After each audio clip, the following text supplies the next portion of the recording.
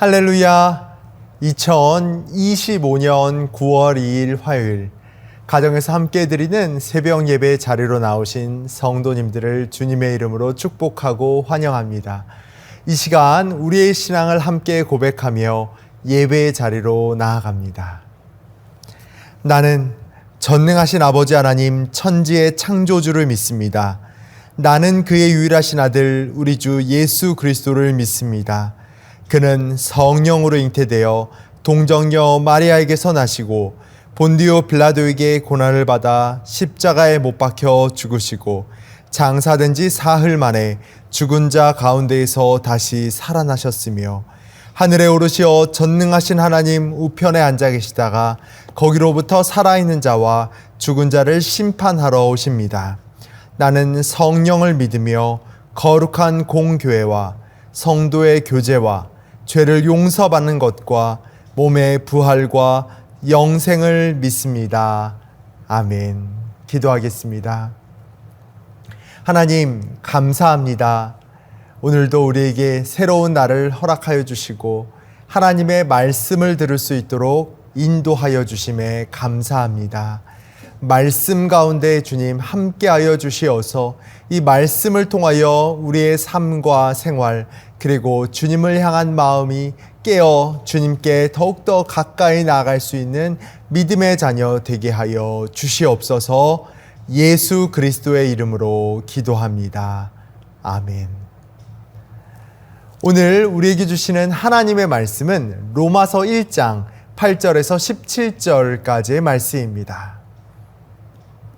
제가 하나님의 말씀을 봉독하겠습니다. 먼저 내가 예수 그리스도로 말미암아 너희 모든 사람에 관하여 내 하나님께 감사함은 너희 믿음이 온 세상에 전파됨이로다. 내가 그의 아들의 복음 안에서 내 심령으로 섬기는 하나님이 나의 증인이 되시거니와 항상 내 기도에 쉬지 않고 너희를 말하며 어떻게 하든지 이제 하나님의 뜻 안에서 너희에게로 나아갈 좋은 길 얻기를 구하노라. 내가 너희 보기를 간절히 원하는 것은 어떤 신령한 은사를 너희에게 나누어 주어 너희를 견고하게 하려 함이니 이는 곧 내가 너희 가운데에서 너희와 나의 믿음으로 말미암아 피차 안위함을 얻으려 함이라. 형제들아, 내가 여러 번 너희에게 가고자 한 것을 너희가 모르기를 원하지 아니하노니 이는 너희 중에서도 다른 이방인 중에서와 같이 열매를 맺게 하려 함이로되 지금까지 길이 막혔도다. 헬라인이나 야만인이나 지혜 있는 자나 어리석은 자에게 다 내가 빚진 자라. 그러므로 나는 할 수 있는 대로 로마에 있는 너희에게도 복음 전하기를 원하노라. 내가 복음을 부끄러워하지 아니하노니 이 복음은 모든 믿는 자에게 구원을 주시는 하나님의 능력이 됨이라. 먼저는 유대인에게요 그리고 헬라인에게로다. 복음에는 하나님의 의가 나타나서 믿음으로 믿음에 이르게 하나니 기록된 바 오직 의는 믿음으로 말미암아 살리라 함과 같으니라. 아멘. 이것은 하나님의 말씀입니다. 하나님께서는 유대인과 이방인 모두를 위해서 구원 사역을 행하셨고요. 누구든지 예수 그리스도를 믿음으로 의롭다 함을 받는 놀라운 일들이 일어납니다. 바로 복음의 정수다라고 불리는 로마서의 말씀을 함께 나누려고 하는데요. 이 칼빈은요, 이 로마서를 이해한다면 그는 성경 전체를 꿰 수 있는 열린 문으로 들어선 것과 다름이 없다라고 이야기하였습니다. 칼빈뿐이겠습니까? 어거스틴과 루터, 웨슬리 등 역사상 교회를 새롭게 재건하며 교회에 아주 큰 일들을 감당하였던 그 위대한 신앙의 선배들의 모습들을 살펴보면요, 바로 이들은 로마서를 통하여 자신의 삶이 변화되었고 하나님의 음성을 들으며 헌신된 삶을 살았다라고 하는 것이죠. 사실 1세기 중반의 이 로마는요, 지중해 부근 지역에서 정치, 경제, 문화의 중심지였습니다. 이 중심지였던 만큼 다양한 민족과 사상이 존재했던 곳이 바로 로마이기도 하였고요. 다신 숭배와 음란한 문화 등을 통해서 아주 혼돈과 여러 가지 어려움이 있었던 곳이기도 하였습니다.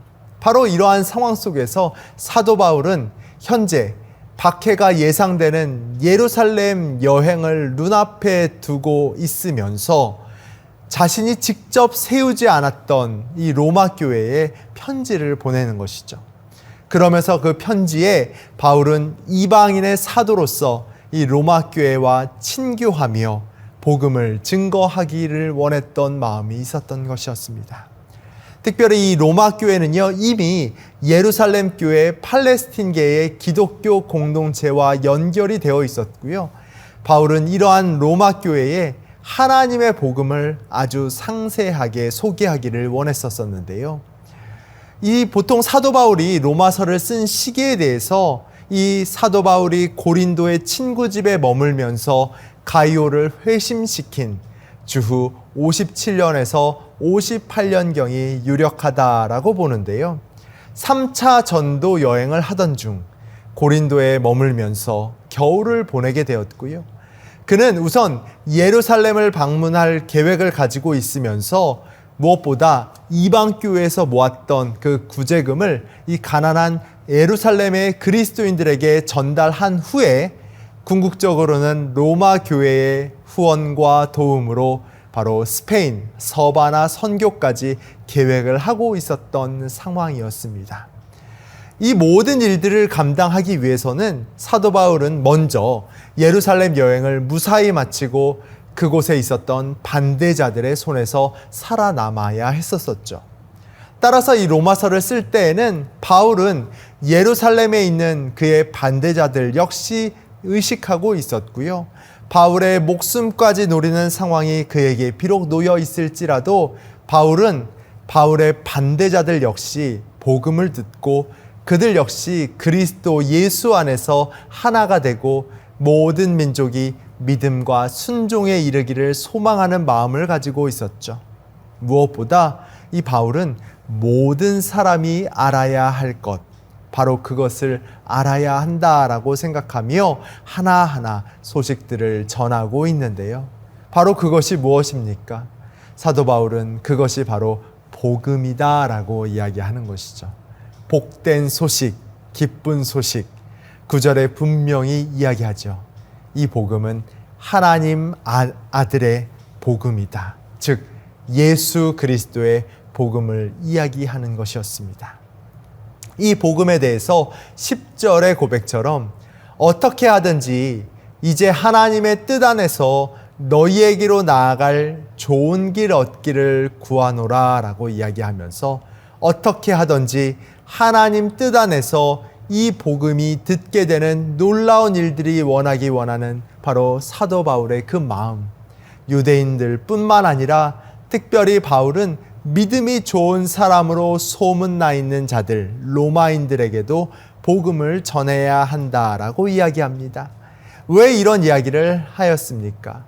바울이 로마 교회에 복음을 전하고 싶어 하는 것은 안 믿는 자들을 전도하는 일도 필요하였지만 복음의 진리를 정확하게 다시 한번 가르치고 배우는 데에서 자연스럽게 흘러넘치게 될 은혜의 잔을 나누는 것도 그에게는 너무나 중요했던 일이었던 것이죠. 11절 보니까요. 내가 너희 보기를 간절히 원하는 것은 어떤 신령한 은사를 너희에게 나누어 주어 너희를 견고하게 하려 함이다 라고 이야기합니다. 교회 안의 신자들은 바로 잃어버린 그 구원의 감격을 회복하는 데 노력할 수 있어야 합니다. 더 견고해져야 되는 것이죠. 복음을 들었다 할지라도 계속해서 그 복음이 나에게 어떠한 의미인지를 듣고 깨닫고 다시 한번 주님 앞에 헌신하며 나아가는 그런 견고한 신앙생활이 우리에게 필요하다라는 것을 이야기해 준다라고 할 수 있죠. 사도 바울은 복음을 부끄러워하지 않는다라고 하였습니다. 왜냐하면 이 복음은 모든 믿는 자에게 구원을 주시는 하나님의 능력이 되기 때문이다라고 이야기하였습니다.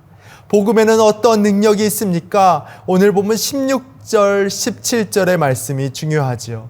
내가 복음을 부끄러워하지 아니하노니 이 복음은 모든 믿는 자에게 구원을 주시는 하나님의 능력이 됨이라. 첫째는 유대인에게요, 또한 헬라인에게로다.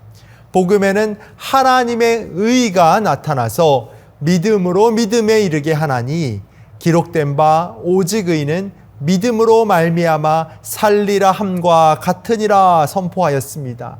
하나님의 의가 무엇인지 우리가 알아야 합니다. 하나님의 의가 무엇입니까? 하나님의 의는 첫째, 하나님의 본질적 속성을 의미합니다. 곧 하나님의 의로우신 성품을 이야기하는 것이죠. 인간의 죄를 간과하지 않으시고 처벌하시는 하나님께서는 예수 그리스도의 대속적 그 죽음을 통하여 하나님의 공의로우심을 나타내셨습니다. 그것이 하나님의 의입니다. 둘째로 하나님의 의는 그리스도를 믿는 자에게 전가되는 의다라고 할 수 있는 것이죠. 죄인이 그리스도의 의를 받아 하나님 앞에 의롭다 하심을 얻는 칭의를 이야기하는 것이다라고 할 수 있는 것입니다. 이 의는 그리스도가 우리를 의롭다 하시기 위하여 제공되었음을 이야기하는 것이요, 이는 하나님의 전적인 은혜로 주어지는 의요, 인간의 행위나 자격을 내세워 스스로 의롭다라고 하는 자기 의와는 다른 것이다라고 할 수 있는 것입니다.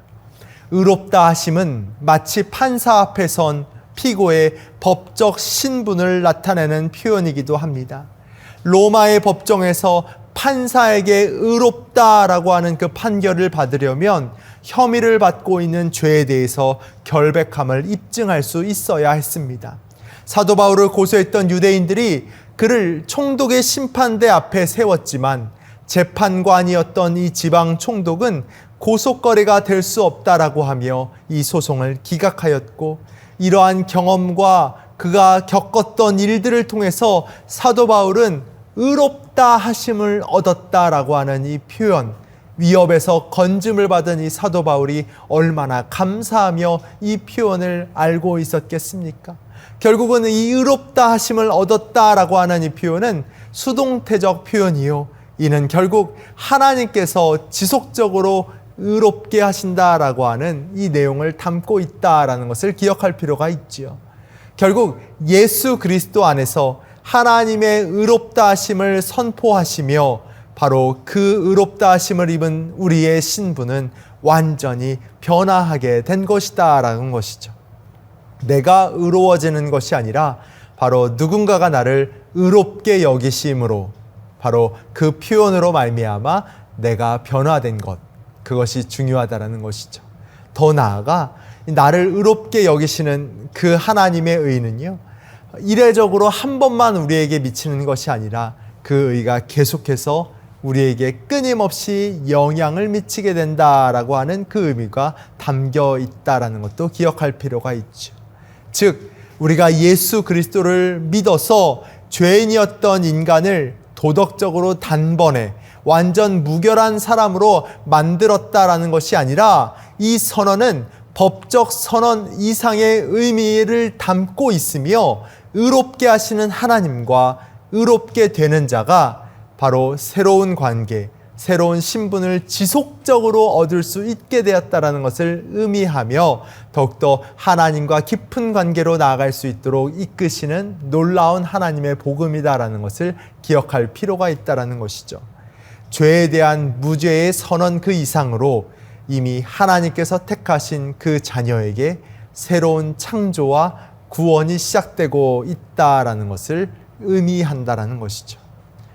하나님에 의해 세 번째 의미는요, 구원 과정에서 칭의뿐만 아니라 성화와 영화에 이르는 그 마지막 단계까지 믿음으로 이끌어 가신다라는 거예요. 하나님의 그 구원 능력은 인간으로 하여금 죄에 대해 죽고 하나님을 위해 살게 하시며 인간뿐만 아니라 모든 피조 세계의 회복을 성취하는 역할을 한다라는 것이죠. 칼빈은 하나님에 대한 이 지식을 늘 새롭게 하기 위해 하나님께서는 계속해서 신선한 물방울을 우리 마음에 떨어뜨려 주신다라고 이야기합니다. 하나님의 의는 우리 인생 마지막까지 지속적으로 믿음으로 인도하시는 하나님의 능력이 된다는 것을 반드시 기억할 수 있기를 바랍니다. 이 중요한 내용이죠. 다시 말해 복음에 나타난 하나님의 의는 첫째, 하나님의 본질적 속성, 곧 하나님의 의로우신 성품으로, 둘째, 하나님의 의는 그리스도를 믿는 자에게 전가되는 의로움으로 불의한 인간, 연약한 인간과 맺으시는 의로운 관계를 통해서 죄인들을 의롭게 해주시는 길이요, 더 나아가 신분을 새롭게 하는 법적주의를 의미한다라고 할 수 있는 것입니다. 그리고 마지막으로 하나님의 의는 실제로 하나님과 인간 이 모두가 함께 교제하며 의로운 삶을 살아갈 수 있는 능력을 이야기한다라는 것이죠. 우리를 의롭다 부름에서 성화의 단계, 결국 영화의 단계에 이를 수 있도록 하나님께서 우리에게 능력을 더하여 주시고 그것이 우리에게 미치는 하나님의 의다라고 하는 것을 우리는 반드시 기억할 수 있어야 합니다. 이것이 복음입니다. 바로 이 하나님의 의가 복음에 나타나 믿음으로 믿음에 이르게 한다라고 이야기하죠. 우리를 위하여 행하여졌던 예수 그리스도의 의로 말미암은 하나님의 의로움, 이건 본래 우리의 것이 아니라 다만 그리스도의 것을 우리의 것으로 인정하여 주는 것이요, 이것을 믿음으로 우리를 더욱 믿음에 이르게 하는 놀라운 은혜요 사랑임을 기억할 수 있기를 바랍니다. 마틴 루터는 이 17절의 고백이 자신을 구원으로 이끈 천국문이었다라고 고백한 바가 있죠. 로마서 1장 17절의 말씀을 우리의 입술로 고백하였으면 좋겠습니다. 복음에는 하나님의 의가 나타나서 믿음으로 믿음에 이르게 하나니 기록된 바 오직 의는 믿음으로 말미암아 살리라 함과 같으니라. 이 복음은 우리에게 절망이 아니라 소망이요, 죽음이 아니라 생명이요, 하나님의 지혜와 능력입니다. 우리가 낙심하지 아니할 것은 이 복음이 우리에게 주어졌고요, 이 복음으로 인해 우리가 이 땅에서 보이는 것에 이끌리는 것이 아니라 하나님의 은혜와 능력으로 살아갈 그 힘을 우리가 얻게 되었다라고 하는 것이죠. 하나님의 복음이 여러분의 삶을 온전히 붙들 수 있기를 기도합니다. 그리고 이 복음의 능력으로 살아갈 수 있기를 간절히 소망합니다.